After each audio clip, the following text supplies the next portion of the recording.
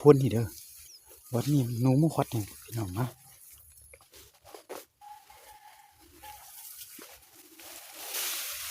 คุยหนูอยู่นี่นะเห็นบ่เบิ่งบ่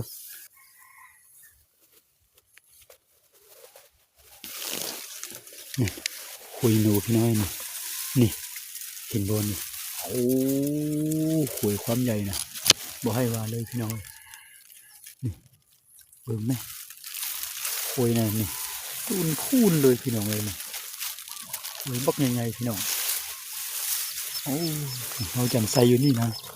มันยังบ่มาต่ำเธอ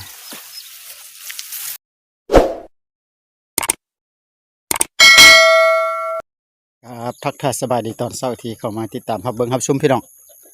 มาจันพาพี่น้องไปยามเหี่ยวหนูเด้อใส่เหี่ยวหนูไว้เมื่อวานตอนแรงหันเจ็ดหลังนะพี่น้องเราจะพาพี่น้องไปเบิ่งขวยหนูอีกพอเบาใจก็ไม่ได้ไปส่องเบิ่งหรอกเมื่อวานไปส่องเบิ่งหนูโอ้มีทั้งขวยหนูมีทั้งห้อยแต่ว่าปลาอยากหกนี่เห็นบ่นี่ไกลๆอยู่แคมเรียบคลองบอนปลาอยากขาดพี่น้องพาพี่น้องไปเบิ่งมื้อนี้จะหมานบ่คันบ่ถือกับเบาจันจะปะไว้ข้างอยู่หั่นเลยพี่น้องเอ้ยมีแต่ว่ามื้อใดมีเวลาก็มื้อเบิ่งถ้าบ่มีเวลาก็จะปะอยู่หั่นแล้วมายางเบิ่งเอาประมาณเนี้ยนะยางจอบเบิ่งก่อนพี่น้องบางเทื่อก็มันพอได้ปิ้งก็บ่จักไปพาพี่น้องไปลุ้นน้ำกันเบิ่งพี่น้องบรรยากาศตอนเช้านะฝนก็ตกหน่อยนึงนะพี่น้องอันนี้ฝนตกชัดๆอยู่แต่ว่าบ่แห้งค่อยๆเพราะอันน่ะผู้ใดอยู่เฮือนอันน่ะ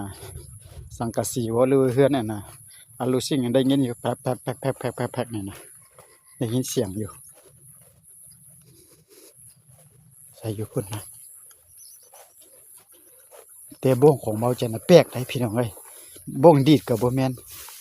บ้งซิงนั่นล่ะแต่บ้งซิงของเขาเจ้าน่ะจะใช้อันไม้ยาวๆหั่นน่ะแต่เบาจันบ่ได้ใช้ไม้ยาวเด้อเอาไม้ทูล่ะไม้ทูเฮานะไม้ทูคีบกินข้าวนี่นะคีบอาหารนี่ล่ะมัดใส่เบาจันเคยใส่หลายเทื่อแล้วมันก็บ่ออกแล้วบ่ขาดอีกมันก็บ่กัดได้ลักก็ได้ให้พี่น้องไปเบิ่งก่อนมานเด้อปลาฮุกเลยนี่บนนี่แหละแต่บ่ได้ใส่อยู่พูนพี่น้องเลย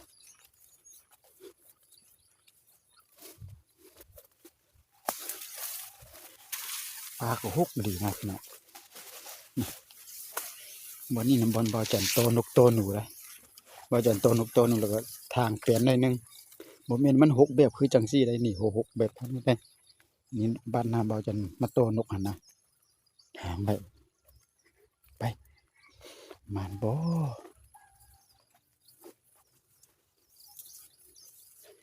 ใ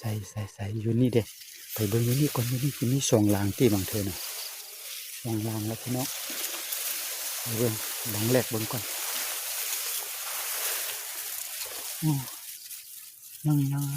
ยังบ่มาพี่น้องเอ้ยยังบ่ต่ำเพราะว่าเขามากวนเนาะนี่ยังบ่มาเถอะพี่น้องนี่เด้นี่ใส่บนก้มตาฟังพี่น้องมันลงไปกินหอยนะมันเป็นทางมันลงไปกินบักหอยบ่จังก็ใส่รัดไว้นี่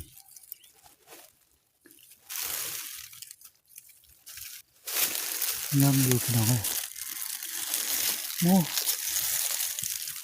ว่าอันนี้นี่คือว่ามันขึ้นสูงแท้บ่แม่นหนูเฮ็ดขึ้นสูงว่ะพี่น้องเอ้ยโอ้ยพี่น้องเอ้ยแบ่งก่อน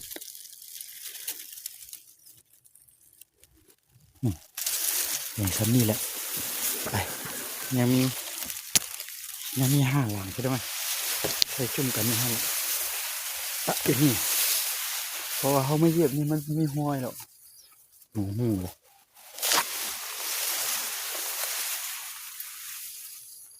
อยู่ในจมพ้นนี่เด้อ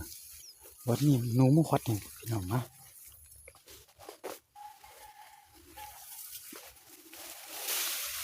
โอยหนูอยู่นี่นะเห็นบ่เบิ่งบ่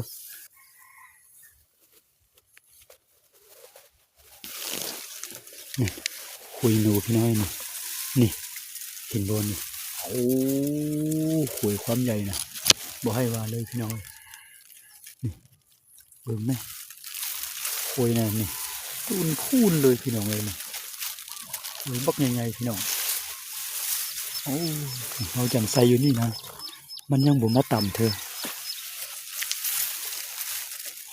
อยู่พูดกับเราเนี่ยเดี๋ยวก่อนนะ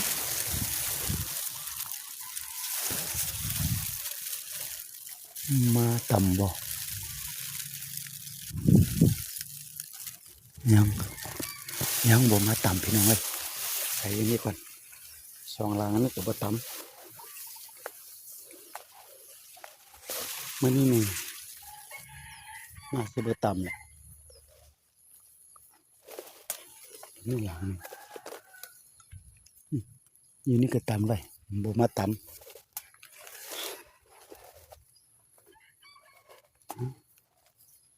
บ่ต่ำพี่น้องเอ้ยเบิ่งอันนี้ไปเบิ่งตัวนี้ก่อนยังสองหลังอยู่นี่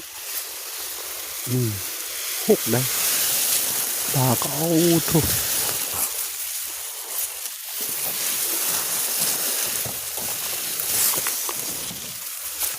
อันนี้สวยร้ายพี่น้อง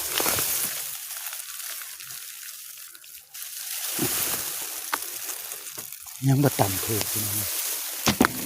ทางนี้ดูมันก็เวสี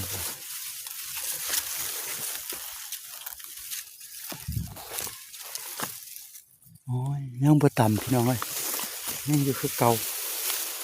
เฮ้ยปะนี่แหละยังบ่ต่ำมานี่นะเป็นนั่นเป็นมืออื่นมือฮื้อเพื่อนแหละพี่น้องเอ้ยเนาะใส่อยู่นี่แหละจุ่มกันอยู่นี่พี่น้องบ่เป็นหยังไปกลับบ่มานบ้องไม่ทูของเฮา